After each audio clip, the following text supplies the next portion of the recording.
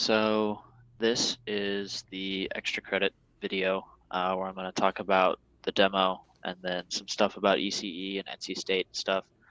I'm doing this with Project 10. I'm going to be voicing over the demo. I'll have it running in the background here. As you can see, I just started driving my car.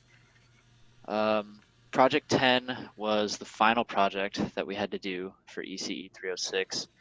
It was the culmination of basically everything we'd done throughout the entire semester.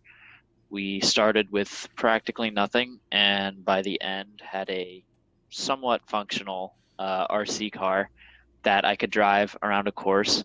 The gist of Project 10 was connecting to your car wirelessly and sending it commands to drive between different numbers. That's what I'm doing here. I had to do it in my living room, so it ended up being kind of tough because the carpet was too thick for the wheels to really get good traction and drive on. So I had to make a little course out of cardboard here, and it ends up taking me a while to drive over, and I end up falling off a few times. But I was still pretty proud with the result because, I was able to create the car and drive it wirelessly. What you don't see during all of this is I'm actually standing by a laptop over at the table near where we started at 0, and I'm sending it commands to send it certain directions and stuff. Um, I had, I believe, 4 different types of main driving commands. I had forwards and backwards, and then a left and right turn. And I could set the amount of time that I wanted to run each of those commands for, and send that to the car. So if I wanted to go forward for 1 second, I would send it a command to go forward and set the time to be 1 second. As you can see right there, I ended up going off the course. I think I went forward for a little too far and then really struggled to get it back on here. I believe we end up picking the car up. Yeah, I don't think it makes it back on. At the end of this project, there is a black line section. So not only could we wirelessly control the car and drive it ourselves, but the car has the functionality to follow a black line due to an IR emitter.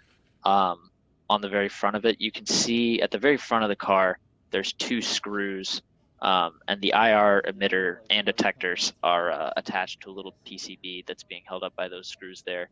Once we get a little closer, you guys will be able to see the black line course. But the last part of this project was going from 8 and then intercepting that black line and traveling around it. It ends up turning into a circle.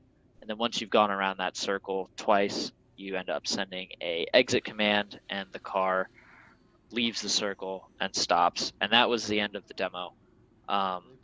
That was a little bit of a struggle to do since the movement from 8 to the black line is fairly precise. I ended up struggling with that a bit. But I got it on like my 3rd try, I think. So it wasn't too bad. Overall, this class was a lot of fun. I really enjoyed it.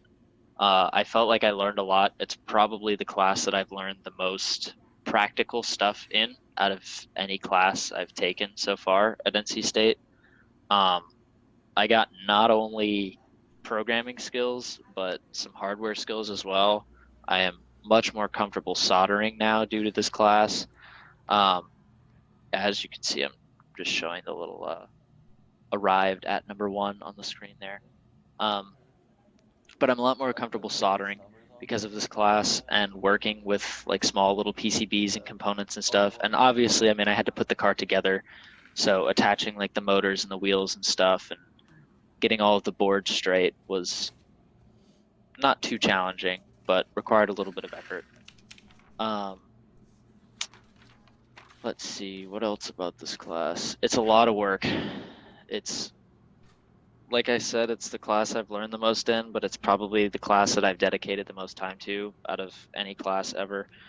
I spent a whole lot of time on the last like 2 or 3 projects, making sure that everything worked properly and getting all of those straight. And even before then, I was spending a lot of time in the lab and stuff working on projects. The TAs were really helpful though. I think for anybody looking to take this class, I'm definitely the type of student who thinks they can get by without going to office hours and without asking the TAs for help and stuff. But with this class, that doesn't really cut it. You really need to take advantage of the TAs and stuff and use them to help you when you don't understand stuff because they do. Um, Kind of going broader now with the whole ECE department. I really liked it. I kind of knew that I wanted to do something related to computer science or computer engineering or electrical engineering coming out of high school. So I just kind of applied for computer engineering as my intended degree because it seemed like a middleman of both of electrical and comp sci. And that's what it's kind of turned out to be. And I'm really glad that I made that decision. I found out through a lot of my intro classes, the 200 levels and stuff, that I'm not a huge fan of circuits, but I also don't really want to just sit at home all day and write code on a computer. So 306 is actually a great mix of getting some hands-on stuff with a little bit of electrical engineering and also getting that coding in. Um, Cecilia Townsend is the advisor for undergraduates and stuff, and I think she does a pretty good job. She also teaches, I believe, I had her for 211. I don't know if she teaches anything else, but she's done a pretty good job as an advisor and a professor. Um, about NC State, let's see. Um, Overall, I think it's a really good school. I really like the fact that we have Centennial Campus for the majority of engineering students. Um, I don't really know why I like the fact that it's a separate campus, but I kind of do. Um, I've had a good time here. I met a lot of people, made a lot of friends. Um, Living in the engineering village my freshman year was a really good decision. Um, so, as a prospective student, if you can get into the EV, definitely go for it because you'll meet a lot of like-minded people and you'll definitely make some friends as long as you leave your room. Um, Other things for prospective students, uh, college really isn't that bad if you manage your time. If you don't know how to manage your time, you're gonna get screwed. But if you can manage your time well, you'll do okay. Uh, Computer engineering, ECE in general, is pretty challenging, but I have yet to really meet my match with any class. Obviously, some have required a lot of more time and dedication than others have, but like I said, if you manage your time well, you should be able to do okay. I'm going to let the demo keep going here for a little bit more. I'll probably cut it when it reaches 2 here. As you can see, I was doing a very poor job of driving the car. It took me a very long time to do this course. I think it took me about 30 minutes in total to get from 0 to 1, 2, 3, 4, 5, 6, 7, and 8, and then do the black line. So it was a lot, but it was a major relief when I got to the end because, like I said, it was the last project. And being done with this class is a burden off my shoulders, but also kind of sad because I really enjoyed it. I'm definitely going to take 460 and 461 next year. Those are 2 more embedded systems classes because I really enjoyed this one, and I think it might be what I want to do as a career. So I'll let it get to 2 here, and then I'll cut it off.